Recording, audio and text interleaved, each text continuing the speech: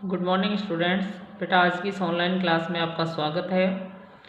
बेटा हमने हिंदी के 13 लेसन कर लिए हैं और आज हम हिंदी का अध्याय 14वां करेंगे जिसका नाम है प्यार की नींव।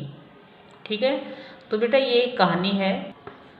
इसकी रचयिता यशपाल हैं और प्यार की नींव यानी कि हमें नाम से ही, इस अध्याय के नाम से प्यार की नींव होती है जो शुरुआत होती है। यदि हम बच्चे को शुरुआत में जैसा सिखाते हैं वो बड़ा बनकर वैसा ही व्यवहार करता है, यानी हम उनमें किस प्रकार के संस्कार भरते हैं। तो बेटा प्यार की नींव एक कहानी में, यानी कि जो अपना देश है वो विभिन्न धर्मों से ओतप्रोत है, यानी कि विभिन्न धर्म अपने देश में हैं और विभिन्न धर्म, यानी धर्म हमें क्या सिखाते हैं? धर्म हमें बेटा मिलजुल कर रहना सिखाते हैं। तो चाहे हमारा धर्म हिंदू हो, मुस्लिम हो, क्रिश्चियन, कुछ भी हो, लेकिन हमें मिलजुल कर रहना चाहिए। हमें बड़ों का आदर करना चाहिए। यही हमारे संस्कार, हमारे धर्म है वो हमें सब यही सिखाता है। तो इसमें प्रश्न बनते हैं, जैसे भारत में विभिन्न धर्म के लोग रहते हैं, ये सभी धर्म हमें क्या सिखाते हैं? मिलजुल कर रहने से क्या तात्पर्य है? क्या आप अपने गुरु का आदर करते हैं? तो इस तरह की जो 3 प्रश्न है ये आप अपनी रफ नोटबुक में लिखें, इनके प्रश्नों के उत्तर। ठीक है, तो हम इस कहानी को पढ़ रहे हैं, ध्यान दें सभी। वैसे ही उनका नाम, यानी कि यहाँ जो आपको ये तस्वीर दिखाई दे रही है इसमें कौन बैठे हैं, इधर से नीचे कौन बैठे हैं, तो ये किस तरह से, यानी कि आप इनको पढ़ेंगे तब आप समझ लेंगे। वैसे उनका नाम तो रहमतुल्ला खां था। ये एक मुस्लिम नाम है, ठीक है, परंतु छोटे बड़े सब उन्हें मौलवी साहब कहकर पुकारते थे। थोड़ी सी आबादी की बस्ती थी, यानी कि ज़्यादा संख्या थी उसमें। कोई विशेष बात उस बस्ती में न थी, न पक्की सड़कें, न बिजली, न दवाखाना। फिर भी मौलवी साहब को उस गांव से बहुत लगाव था, कारण कि उनका जन्म वहीं हुआ था, वहीं की मिट्टी में खेल कूद कर वे बड़े हुए थे, इसलिए उन्हें अपनी उस मिट्टी से, अपने गाँव से बहुत ही लगाव था। उनके विशेष अनुराग की एक और भी वजह थी, वह यह कि उनका इकलौता बेटा करीम भरी पूरी उम्र में वहीं उनसे हमेशा के लिए बिछुड़ा था।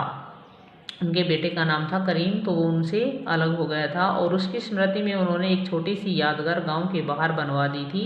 100 नगर की अफसरी से जब उन्हें अवकाश मिला तो उन्होंने उसी गांव में एक मदरसा खोल दी और बड़े प्यार से बच्चों को पढ़ाने लगे, यानी कि स्कूल खोल लिया। बच्चों से मौलवी साहब को बहुत ही स्नेह था, प्यार था और बच्चे भी उन्हें प्यार करते थे। मौलवी साहब का बोल मीठा था और बच्चों के प्रति उनका व्यवहार बहुत ही हार्दिक था, मार्मिक था। बहुत अच्छे से वो बच्चों को प्रेम करते थे, भले ही वे कैसी भी गलती क्यों न कर डालें, यानी कि बच्चे कैसे भी गलती कर दें, लेकिन क्या मजाल कि मौलवी साहब के मुँह से एक तेज शब्द भी निकले। हाथ उठाने की बात तो दूर रही, बच्चों के गुरु होने के कारण वे सारे गांव के आदरणीय और कृपा पात्र बने हुए थे। वैसे भी उनका घराना बहुत अच्छा था और जब करीम की मृत्यु हुई थी आधे से ज़्यादा गांव साथ गया था। धीरे धीरे वर्षों बीत गए। इस बीच मौलवी साहब की बीवी चल बसी और करीम के नज़दीक ही उन्होंने एक छोटा सा स्मारक फातिमा बेगम के लिए बनवा दिया। कुछ और बरस इसी तरह बीते और मौलवी साहब के सिर में दाढ़ी मूछ के बाल सफ़ेद हो। अचानक सांप्रदायिकता की आग भड़क उठी। चारों ओर मार काट और लूटपाट के दृश्य दिखाई देने लगे। हर जगह भय और आतंक छा गया। कल तक जो मित्र थे वो अब दुश्मन हो गए और एक दूसरे की जान लेने पर उतारू हो गए। शहरों की आग की लपटें देहातों में पहुंची। मौलवी साहब ने देखा कि उनके गांव का उस गांव का रुख भी बदलता जा रहा है। इससे उन्हें रति भर भी चिंता न हुई। वे जैसे ही प्यार मोहब्बत से बच्चों को पढ़ाते रहे और गांव वालों के साथ पेश आते रहे। एक रोज़ रात को मौलवी साहब खा पीकर चारपाई पर बैठे थे कि मुखिया का लड़का आया। मौलवी साहब ने सहज भाव से पूछा, क्या है बेटा? देवी जोर से रोने लगा। मौलवी साहब आश्चर्यचकित रह गए। उन्होंने देवी को अपनी ओर खींच लिया और उसकी पीठ थपथपाते हुए बोले, इतनी दुखी होने की क्या बात है बेटे? देर तक देवी की हिचकी नहीं बंधी। संभला तो बोला, मौलवी साहब आप यहाँ से चले जाइए। क्यों बेटे? मौलवी साहब ने फिर किसी उद्विग्नता के शांत स्वर में पूछा। मैं आपके साथ हाथ जोड़ता हूँ मौलवी साहब, आप आज ही चले जाइए। मैं आपसे क्या कहूँ, आज हरी लीला और पंचम सलाह पर कर रहे थे कि क्या सलाह कर रहे थे? देवी के चुप हो जाने पर मौलवी साहब ने पूछा। कहते थे कि एक दिन रात को मौलवी साहब के घर धावा बोल दो और उन्हें आगे देवी को कुछ कहने की जरूरत नहीं थी। मौलवी साहब अब समझ गए। उन्होंने बूढ़े चेहरे पर जरा भी चिंता न झलकी। उन्होंने हंसते हुए कहा, बेटा इसमें हैरान होने की क्या बात है, जाओ बेटे तुम चैन से सो जाओ। तुम्हारे मौलवी साहब को एक दिन वैसे भी। देवी फिर बोला, मैं आपके पैर पड़ता हूँ मौलवी साहब, आप चले जाइए। हम 4-6 लोग कुछ दूर साथ चलेंगे, जिससे रास्ते में कोई बात न हो। देवी ने बात में बहुतेरी मन्नतें की, लेकिन मौलवी साहब जाने के लिए राजी न हुए। उन्होंने साफ कह दिया, मुसीबत से डरकर कायर भागते हैं। जिसकी ज़िंदगी की इमारत प्यार की नींव पर खड़ी हुई है, उसे डरने की ज़रूरत नहीं है।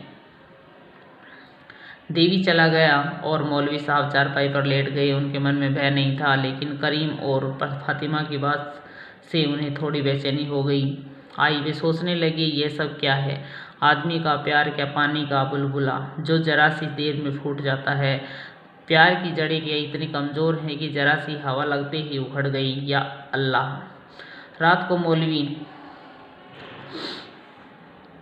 मौलवी साहब देर तक मोहम्मद साहब की जीवनी पढ़ते रहे। इतने में दरवाजे पर हल्का सा खटका हुआ। वे चुपचाप लेटे रहे। आहट होकर शांत हो गई, लेकिन 2 मिनट बाद ही देखते हैं धीरे धीरे दरवाज़ा खुला और एक के बाद एक 3 लोग भीतर घुस आए। चांदनी की रोशनी में मौलवी साहब को पहचानते देर न लगी कि आगे गिरधारी है और वह धीरे धीरे कदम बढ़ाता उनकी चारपाई की ओर चला आ रहा है।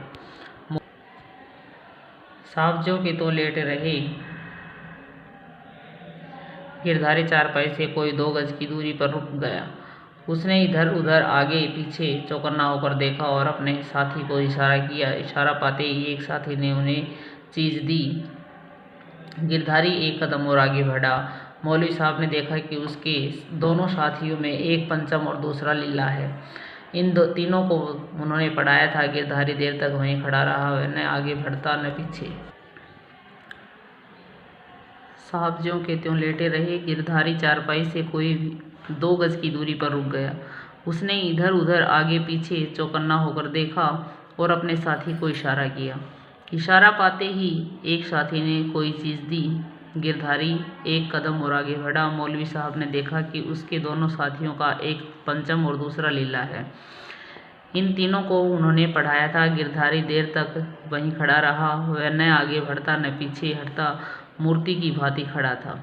उसे इस अवस्था में मौलवी साहब देर तक न देख सके। वे बोल पड़े, बेटा गिरधारी क्या सोच रहे हो, आगे क्यों नहीं बढ़ते? गिरधारी को काटो तो खून नहीं।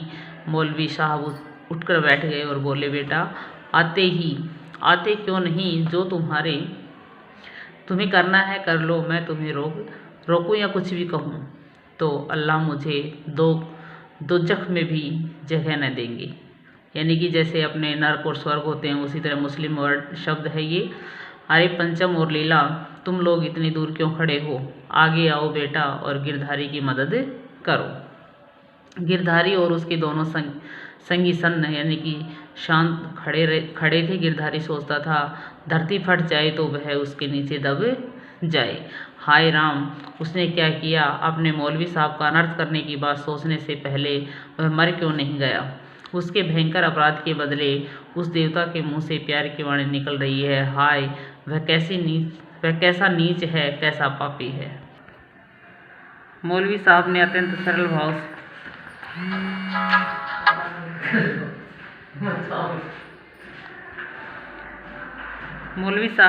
सरल भाव से कहा, गिरधारी मुझे तो वह दिन याद है जब तुम मेरी गोद में खेले थे।